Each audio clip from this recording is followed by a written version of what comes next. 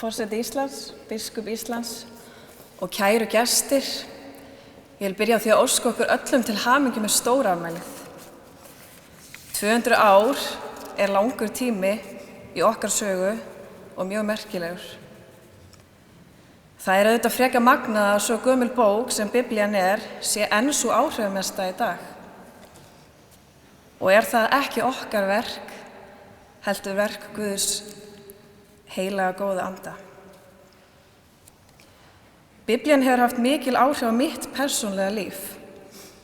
Ég kynntist Biblíunni auðvitað fyrst sem barn í sunnudagaskóla, en svo kynntist ég henni betur og lærði að fletta upp í henni og heyrði sögur úr henni sem barn í sumarbúðum. Og þegar ég var eldri þá kom það sér vel að kunna aðeins að fletta í Biblíunni og vita nokkra ritningarstaði hér og þar. Í dag stend ég sjálfa mig oft að því að þylja upp ritningaversi í einhverjum aðstæðum, hvort sem þær séu erfiðar eða góðar.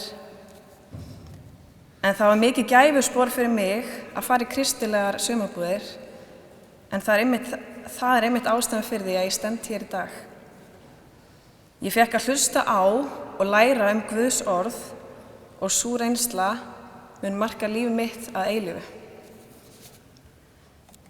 Auðvitað eru skiptar skoðanir Biblíuna eins og allt annað og sumir efast jafnvel Biblíuna í nútíma samfélagi. En Biblían er kannski ekki alltaf einföld og rökrétt, en það er lífið ekki heldur. Og það kom ekki upp efi í huga mér varðandi mikilvægi Biblíunnar í dag þegar ég horfði á ungar stúlkur í sumar læra að fletta í Biblíunni og skiptast á að lesa upp úr henni og hlusta á sögur af miklum áhuga. Það er oft talað að Biblían sé orð Guðs og að Guð geti þannig talað til okkar í gegnum Biblíuna. Hvað sem gerist í heiminum og hvernig sem tímar okkar breytast og hvernig sem lífið okkar að þá breytist Guðs orð ekki. Við getum alltaf haft það hugfast og í hjarta okkar. Biblían okkur leiðarvísir í lífinu og sama hvað á dynur og sama hvaða ár getum við alltaf leitað í hana. Í Biblíunni haft eftir Jesú: sjá, ég með yður alla daga, allt til enda veraldar. Það ekki amalegt að vita því að Jesú alltaf með okkur alla daga og það mun ekki koma til með að breytast. Ég tel að óskastaðan sé sú að Biblían og orð Guðs speglist í framkomu okkar hvers til annars. Þetta snýst að orð Guðs fá að lifa í hjörtum okkar.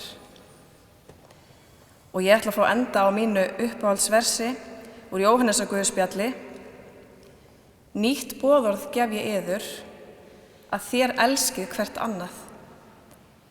Eins og ég hef elskað yður, skuli þér einnig elska hvert annað. Á því munu allir þekkja að þið eru mínir lærisveinar ef þið berið elsku hvert til annars. Enn og aftur til hamingju með daginn og Guð blessi ykkur.